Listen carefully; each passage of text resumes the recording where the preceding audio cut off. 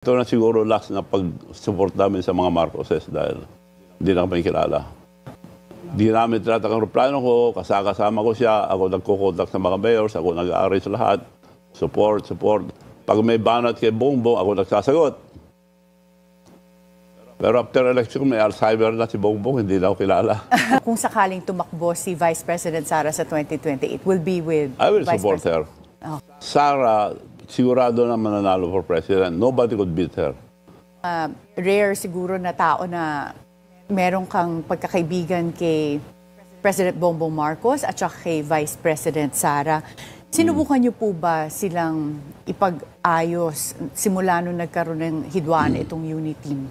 Well, nung inumpisa ko yan, ang totoo niyan, Sara, sigurado na mananalo for president. Nobody could beat her. Very popular at that time. Now, si Bongbong naman, nakiusap si Amy Marcos sa akin, natulungan si Bongbong for his vice presidency dahil dinaya lang, sabi niya, tawagin muna yung mga leaders sa North bago ako makapagbigay ng desisyon ko na tutulong sa inyo ako. I will invite them, Manong, all the leaders in the North, but I'll use your name because you're the president of the Mayor's League. Sige ako. Nimbita niya, dumating naman lahat. So, pagdating doon, sabi ni Amy, thank you for coming. So we could start the early campaign of Bongbong for Vice President. Dinaya lang sabi niya. But Manong sabi sa plan, Manong, can you tell us a plan? Kako, magpapile tayo for President, for Vice. Marami kang makakalaban dyan. Kung ang gusto kong mangyari, mag-file tayo ng for President, wala pa na magpapile Pero pag nag-file si Sara, you have to slide down. Then I have the leverage to talk to Sara. Ikaw ang vice, protected ka na.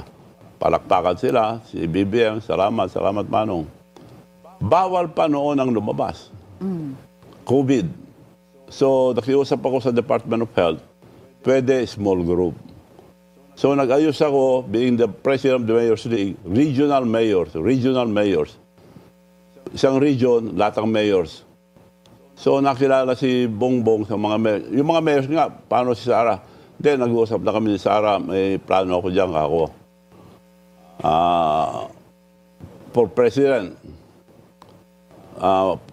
Sara for president Hindi, okay lang yan ako.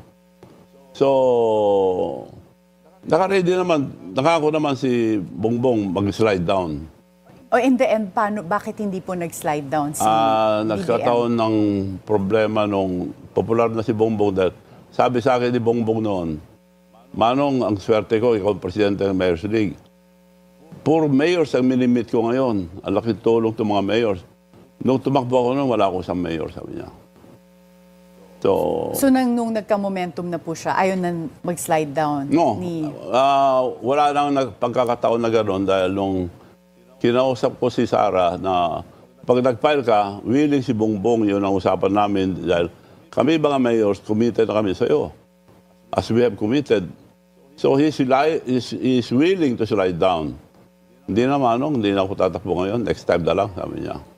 Bakit naman? Hindi, marami rin hindi ko na makwento yung mga nangyari So, ayaw na niya. So in the end... So kako kay Bongbong, bingo ako. Wala ka ng kalaban. Yung pinakamalakas for president, ayaw na tumakbo, good for you. Tuwan-tuwa siya. Tuloy-tuloy na kami lahat. Tuloy-tuloy. Ako lahat ang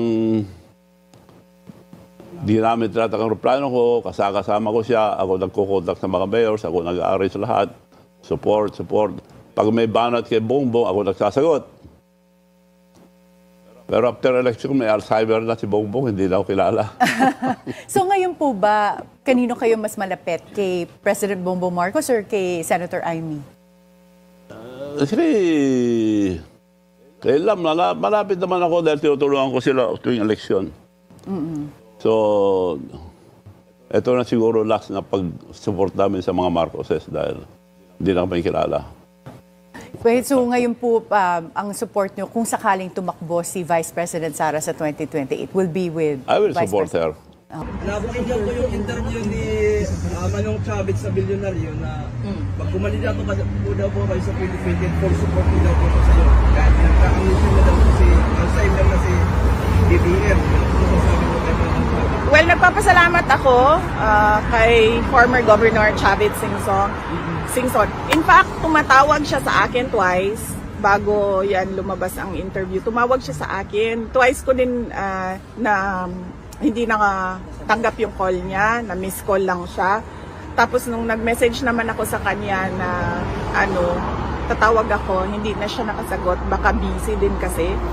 So, nagpapasalamat ako sa kanyang suporta. At isa siya sa mga tao na kilala ko na maayos kausap at may prinsipyo na tao.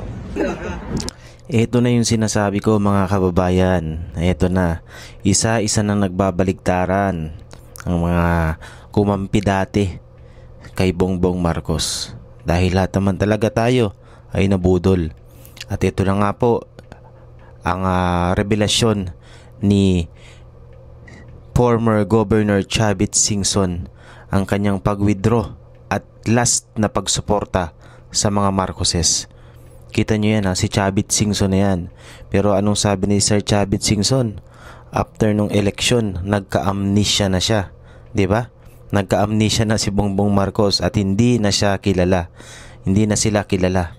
Yung mga taong tumulong sa kanya noong kampanya, katulad ng ginawa niya kay Pangulong Rodrigo Roa Duterte. Kita nyo anong ginawa ni Pangulong Rodrigo Roa Duterte sa ama niya. Binigyan ng desente, maayos na libing, at sa libingan pa ng bayani, inihimlay. Sa haba ng panahon na yung kanyang ama ay nasa labas, at hindi mabigyan-bigyan ng kahit na sinong presidente ng maayos na libingan, tanging si President Duterte lamang ang nakagawa niyan sa pamilya niya, sa mga pamilya ng mga Marcoses. Pero anong ginawa niya? Anong ginawa niya kay Tatay Digong? Ngayon naghihirap yung matanda, si Tatay Digong, sa The Hague, Netherlands. Ano ang sabi ng kanyang dating asawa na si Mrs. Zimmerman Duterte? Butot balat na si PRRD, nangangay, sobrang payat na. Ni 1% utang na loob hindi siya tumanaw kay Pangulong Rodrigo Roa Duterte. Sa lahat ng ginawa nitong nakaraang eleksyon, nagparaya si BP Sara para siya maang maging Pangulo. Sinuportahan siya ng mga taga-suporta rin ng mga Duterte, kahit yung iba ayaw, pilit pa rin sinuporta dahil pinagkatiwalaan siya ni BP Sara at ni Pangulong Rodrigo Roa Duterte. Pero anong ginawa niya? Anong ginagawa ng administrasyon ngayon sa mga Duterte? Pilit na ibinabagsak, pilit na inilulubog. Isa-isang pinapabagsak ang mga Duterte, katulad na lamang ng pag-impeach kay BP Inday Sara Duterte. Ngayon natin makikita na unti-unti nang bumabagsak at wala ng tiwala ang mga Pilipino, ang taong bayan sa kanya. Kaya lagi tayong magkaisa at magkaisa tayo, mga kababayan ko. Magkaisa tayo, ipagdasal natin si dating Pangulong Rodrigo Roa Duterte na maging maayos at kayanin niya pa ang pananatili sa ICC Detention Center at makauwi siya ng buhay dito sa ating bansang Pilipinas, sa kanyang bansang sinilangan. Yun lamang po at maraming salamat mga kababayan. Thank you po and God bless sa ating lahat.